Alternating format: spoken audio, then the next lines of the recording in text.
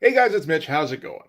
So recently we took a look at a comic book that was drawn by Mark Texeira, where he was, I would say, completely inappropriate for the subject matter, where he was doing superhero comics, and that was Union number 1. So from there, we're now going to move to a comic book featuring a supervillain character where he is completely appropriate, as we take a look at Sabretooth number 1.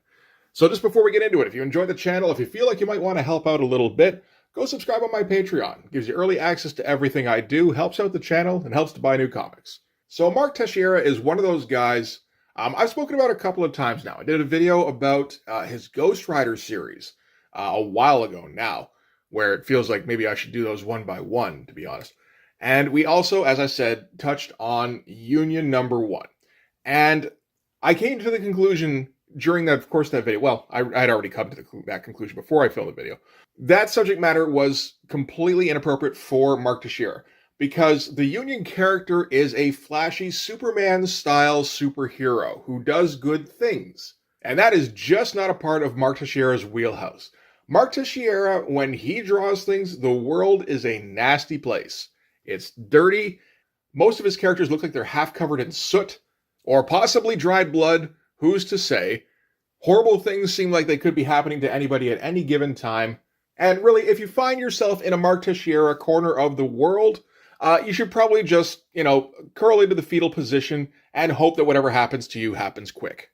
So that kind of style, like I said, didn't work for a Superman-style superhero. It did work for his work on Ghost Rider. Absolutely. I think his version of Ghost Rider is the best version that has ever been done. So to move from that to Sabretooth, who is a nasty, feral assassin anti-hero character, I think that is a completely natural move. And in fact, I think the only thing that would have kind of put me off about this series is just knowing the state of Marvel's writing bullpen at this time, particularly the X-Office. Because, this is 1993, so there's no Chris Claremont. Maybe one of the only other good writers I could think of in Marvel at that time would have been Peter David, but he's not touching the X-Books anymore. So when you think about X-Books in 93, generally you think of Scott Lobdell and Fabian Nicieza, who couldn't write their way out of a wet paper bag. But there's one other guy that I kind of overlooked a little bit when I first thought of this series. Another guy who is a little bit tied to the X-Office, kind of, in that he wrote Wolverine for quite a long friggin' time, actually. And Sabretooth had a starring role in Wolverine while he was writing it. And the writer I'm talking about, of course, is Larry Hama. And Larry Hama is going to write this miniseries, which is awesome. So I was pretty stoked heading into this. I'll do a little bit of spoilers right now. The first issue, at least, isn't amazing. It's not, we're not going to get all sorts of intricate storyline stuff. We're not even going to get, I would say, thriller kind of stuff. This is schlock. But at least it's decently well-executed schlock, and as I said, I think it's drawn extremely well. So let's take a look at what we got here. I guess we can start with the cover. This is more like the pre-cover. This is around when Marvel was playing around with the idea of sort of a prestige edition for miniseries. I think they also did the Deadpool Circle Chase miniseries around this time, as well as the Daredevil Man Without Fear series. And I think both those are actually pretty good.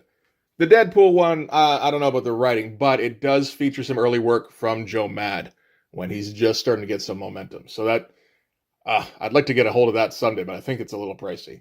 It's not too bad, maybe one day. But they were doing this for a little while where they would have the cardstock cover that was die cut. And then you get the painted Mark Texeira cover underneath, which is pretty sick. The only thing I think I'm not too big on this is that they're using the Jim Lee redesign for the costume, which I'm not too fond of. It makes him look more like a supervillain, which doesn't strike me as a Sabretooth kind of thing. I'm on record as saying I like his pro wrestler outfit from the 70s better. But it's a killer shot of Sabretooth anyway. I don't know how well it really matches up with this here. It's enough to pique your interest, I guess, if you see it on the shelf. Oh, God, it's Meteor Man. All right, so we're going to open things up. This is in Vancouver in British Columbia. I missed that, actually, on the first time through. I think Larry Hama likes to set things in Vancouver every once in a while. I'm not sure if Larry Hama intends for the Sabretooth character to be Canadian. Just seeing as how, Wolverine is obviously Canadian, and I think at this time Sabretooth is still potentially related to him, at least as far as Larry Hama is concerned. But Sabretooth is being driven to a job in a limo by a guy called Cyborg, Psy spelled P-S-I. And he's having wine on the way, and I don't know about this opening, to be honest. This is part of the schlockiness, in that it's like, wait, they're just going to drive Sabretooth to his next assassination mission?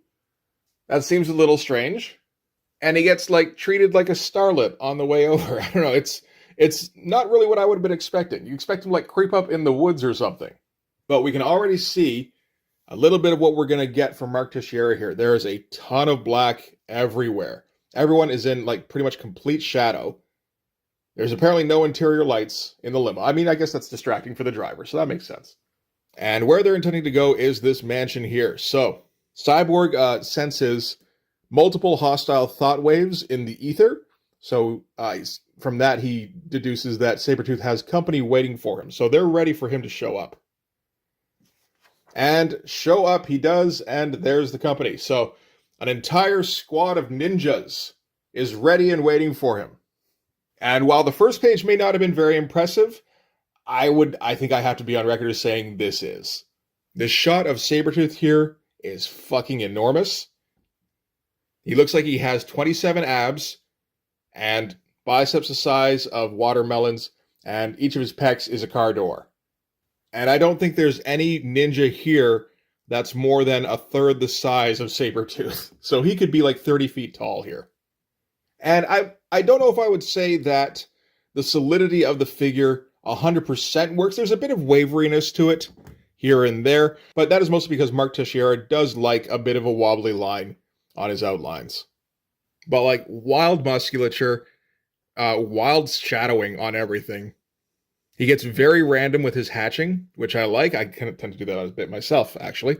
So the ninja are here because apparently Sabretooth killed their clan leader. We don't exactly hear what the name of the clan is. I guess it isn't really important. They're just sort of here to be an obstacle for Sabretooth to get past.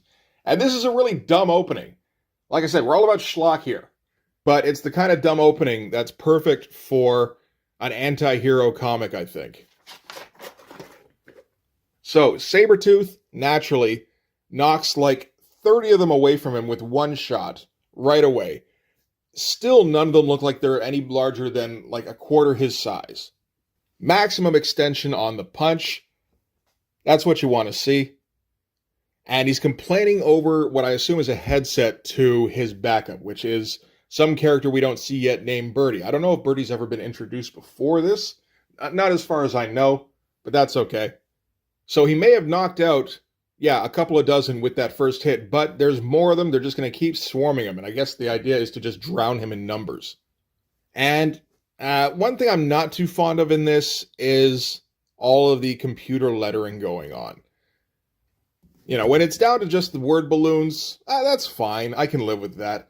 But for the sound effects and everything, you really do want something much more visceral. And this is Richard Starkings of Comicraft. And it's just, it doesn't really stand up, in my opinion. Nothing against Richard Starkings or, even computer lettering. It's just I like to see somebody like a Tom Horsachowski or a John Workman or whatever go to town. So, Sabretooth keeps ripping his way through them, but they do seem to be making some headway just through sheer weight of numbers when all of a sudden a bunch of them get blown up, and this is the Birdie character that we've heard about, who's showing up a little bit late. So she's going to hold off the horde of ninja while Sabretooth works his way inside the mansion. Like I said, we're not trying for smart with the opening on this comic. And I'm okay with this opening shot of Birdie here. I like that she gets her own fairly large panel here with a gigantic fucking gun. The pose is ridiculous considering that she is shooting while she's in this kind of hand on her hip pose. And you see all of the shells raining down like this is a Stephen Platt comic. We're still years ahead of Stephen Platt too. So this is just Tex being Tex. So Sabretooth makes his way inside the mansion, kicks down the door, and claws up a bunch of pictures on the wall, like paintings. And I believe from there, he's just going to take over the mansion. There's no real explanation for what's going on because there is no target. Birdie says that while he's been away, wherever he's been away, he says he was inside of a plant pod, which I'm not sure what that's referring to. It could be something that happened in Wolverine, but I'm not entirely sure. We're decades ahead of Krakoa, so it's not that. But yeah, at first I thought this was a target that he was meant to assassinate. That doesn't seem to be the case because nobody's here. Then I thought, well, maybe he's just going home and the ninjas were waiting for him at his house. But no, I think he just took over a mansion that somebody had vacated. So after a hard day of kicking ninja ass, Sabretooth goes for a soak in a bit of a pool here, and Birdie works on giving him a shoulder massage.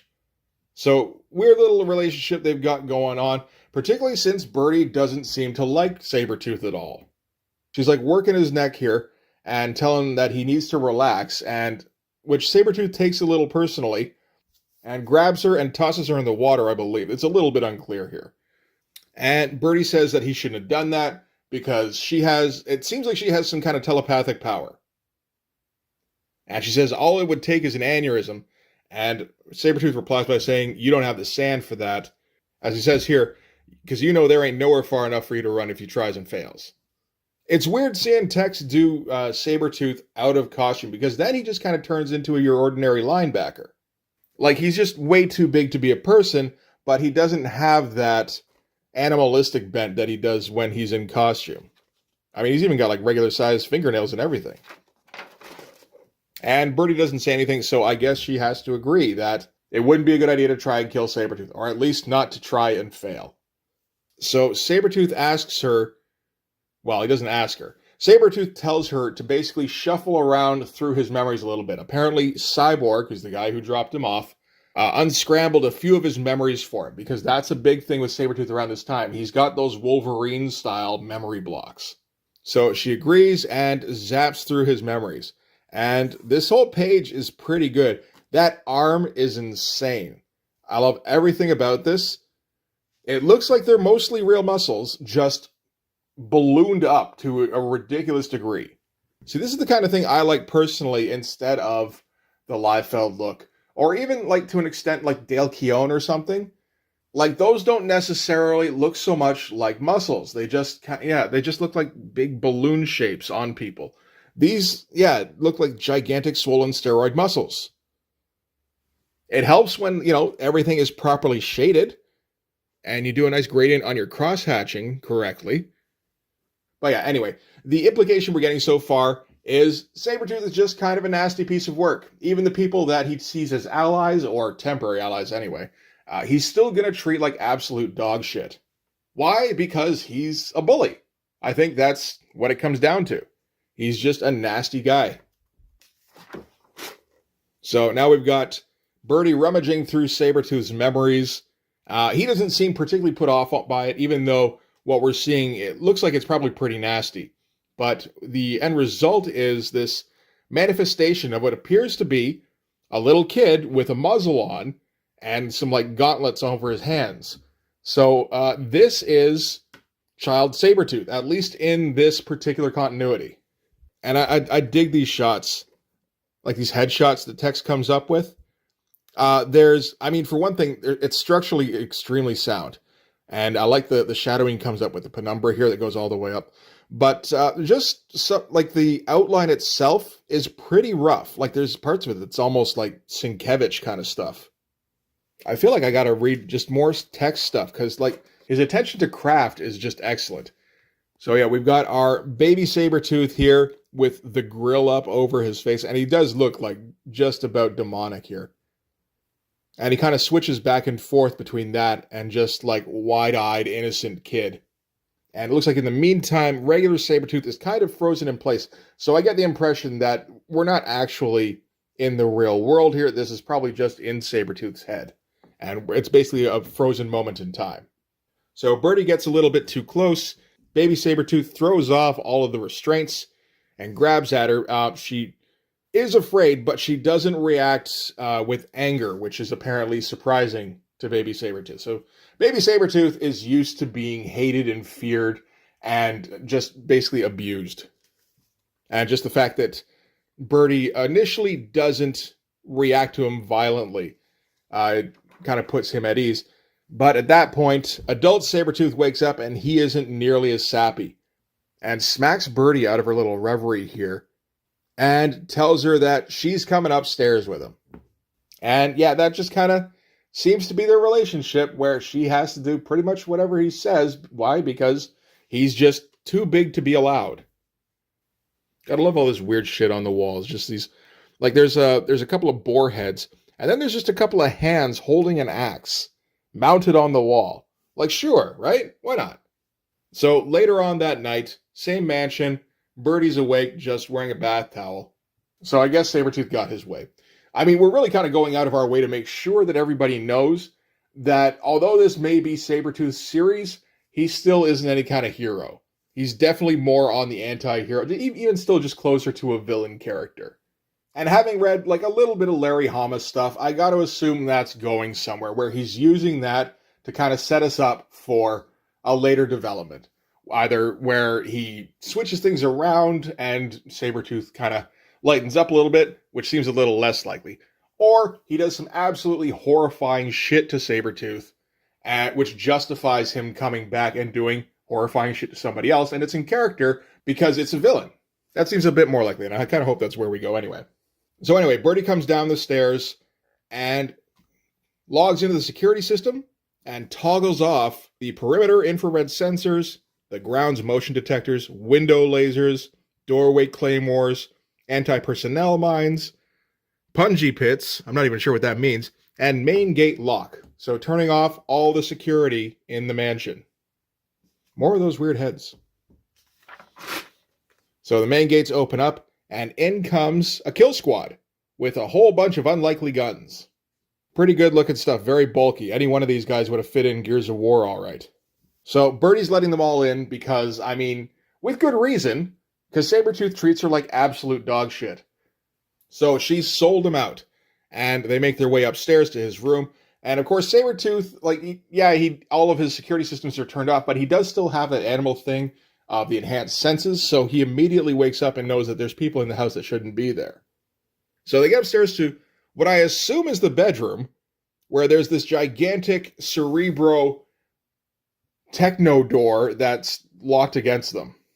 And the Gears of War guys are like, send up the weapons team, we need a missile launcher up here, because that's how you open these doors. This is how you know Larry Hama isn't taking this book completely seriously.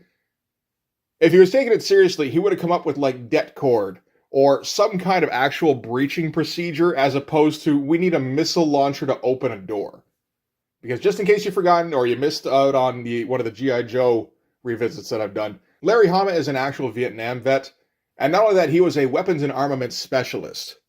I think the last guy who would recommend you open up a door with a missile launcher under regular circumstances would be Larry Hama. So Birdie's on her guard now, and she knows that something's wrong because she left that door open. And she gets a response back saying, "Shut up, girlie, we got work to do." And the missile launcher goes off, and everybody goes in among the debris. That's kind of an awesome shot, with all of just the spatter at the bottom here and just random cross-hatching. Again, kind of Sienkiewicz looking. And Sabretooth is ready and waiting for them, and leaps out at them. Pretty awesome shot, stretching across 3 panels, too. Like, Tex really likes going out of his way to make sure Sabretooth just looks massive every chance he gets. And this is, like, exactly what you want in this comic. Like, you can't do this in Union. You can't have Union tear people apart. And I imagine that probably happened at some point in the Union miniseries that Tex drew. Just because, like, what else would a text-drawn character do other than rip people apart? So Birdie bolts because she knows that basically they wasted their shot. They made too much noise coming in, they alerted him, and they didn't get the surprise attack they needed in order to get him off guard. So now it's all of their necks. Sabretooth slashes through a couple more and then turns on the security system, which we get one by one. So anti-personnel mines are now armed, along with the Malayan tiger gates, which appear to be Raiders of the Lost Ark style retracting spike walls. And then the hull lasers are also now armed. I don't think hull lasers were mentioned in the security dossier. So there's a couple still left, and they decide to hit Sabretooth with the gas, which he's not too worried about. You get the feeling he'll just kind of slash around, and his healing factor will keep him going long enough that, eventually just no one will be left standing. But they kind of take the moment while he's disoriented to hit him with a taser. There's one of those great Entertainment This Month ads. I love these things. So they get him with the taser. They get him with the steel nets. They yell, "More tasers!" And they keep shocking him. They keep just like hammering at him and making sure they don't let up. They hit him with the intramuscular horse tranquilizers, and they tell him to shoot him with a triple dose. So they've learned from that incident on board the SHIELD helicarrier. You don't give him the amount for his weight, even if his weight is 600 pounds. And they quickly load him into a vehicle here, and he's still not out. While he's getting loaded on, he's all trapped in the mesh, and he's tranked to the gills, and he's still yelling, "I'm coming back, Birdie. You're gonna get yours. I'm gonna fix you." And, she knows that that's gonna happen someday, probably towards the end of this series. And then we get a little bit of flashback. A little bit of what I assume is origin, or knowing Larry Hama, maybe not. Because Larry Hama has no problem giving people a false origin for a mysterious character. He was doing that plenty in Wolverine.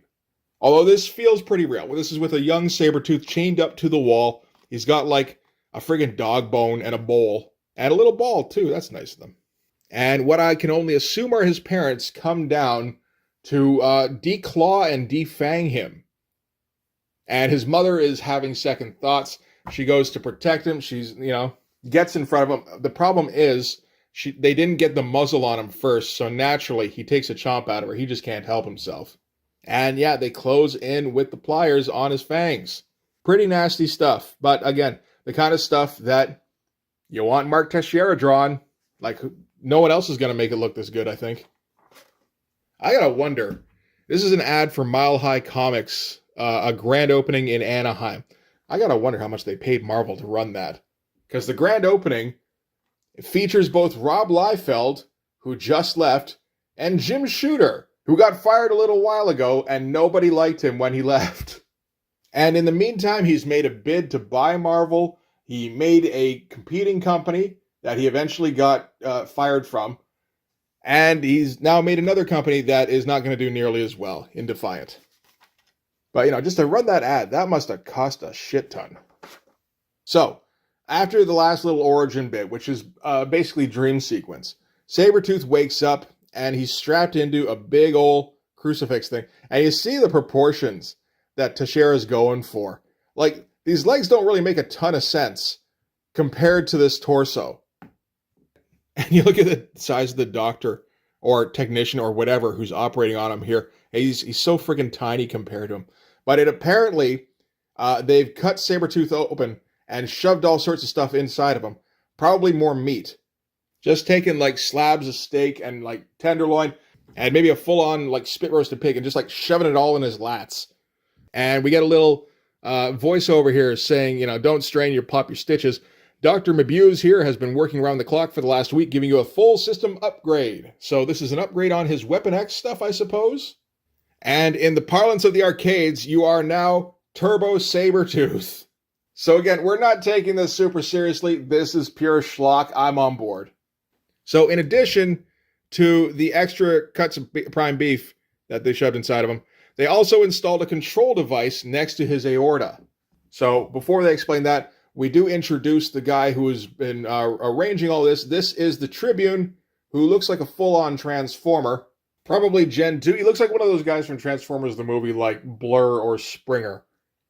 But anyway, at this point, it's time for him to demonstrate what exactly the control device does. So they bring in one of the ninjas from previously in the issue, where they've also installed a control device in his heart, and they just set it off, which blows his whole chest up. And he's just kind of reduced to some smoking rubble. So Sabretooth's just like, all right, so who do you want aced? And it turns out that they've captured Sabretooth and upgraded him to Turbo Sabretooth so that he can take down Mystique. This is Mark Texeira's version of Mystique. She's not quite as classy as she would be later on in the X world. This is a bit more Barbarella than we're used to. And so Tribune tells Sabretooth that he'll have 2 days, so 48 hours from the time that he's healed to wipe her out. And then I assume if that he doesn't complete it by then they'll set off the chest exploding. And Sabretooth goes, all right, start the clock. And then know that as soon as I've got her out of the way, I'm coming after you. And that's where we're leaving it off for this issue. And again, a Plasm ad. Why is there a Plasm ad in a Marvel comic? That doesn't make any sense. That's Defiant, right? Anyway. Oh, we also get a couple of posters at the end here. Starting with one by young Travis Charest. That's a whole lot of black. There's a whole lot of covering up stuff he's maybe not sure how to draw. But it doesn't look too bad. One of the things I hate about this version of Sabretooth is the floppy 90s hair. 70s Sabretooth had a big old mane. That's the appropriate haircut for Sabretooth. You gotta feather that shit. And we also get a weird, like, half a drawing by Michael Golden. Yeah, that's just strange. It doesn't look like he really wanted to draw that much. I don't know. The face is fun. The rest of it is kind of a mess because he tried to fit it into the frame here. And then just getting, like, Wolverine's feet and a claw that just, the one claw so you know who it is for sure. That's a weird shot by Michael Golden. And then that one shot of Sabretooth that we got earlier on. All right, so that's it for Sabretooth number 1. Not a whole lot happened in that comic. Sabretooth beat up ninjas, Sabretooth took a bath, Sabretooth sexually assaulted his assistant, and then Sabretooth got captured. So yeah, maybe this miniseries won't be the most, like, in-depth, pathos-driven stuff that we could have gotten, but it looks like it might be some fun, particularly considering it looks like Larry Hama is just having a good time with some goofy shit in here. And I think we can count on Mark Texeira just, giving us some awesome visuals throughout this. I think we're going to get a fair amount of violence over the course of this series. This is before they did the Marvel Knights stuff or the Marvel Max line. So we're not going to get full-on gore exactly. But I think we'll still get some decent shredding. As long as it stays within the bounds of the Comics Code Authority. This probably shouldn't have been approved by the Comics Code Authority. Anyway. So I think this at least merits looking up issue 2 at some point, which I do have. So we'll do that in a little while. But for this one anyway, that's going to do it. So thanks very much for watching. If you like this video, please hit like, hit subscribe, hit the notifications so you know when the next one's coming out. Go over and subscribe on my Patreon. It gives you early access to everything I do, from the Blood Force stuff to the YouTube videos before they get uploaded to YouTube, as well as some Patreon exclusive content. You can also follow me on Instagram and DM me there for commissions, and you can join the Blood Force Discord server. But yeah, that's going to do it. Thanks again for watching, guys. I'll see you in the next one. Bye-bye.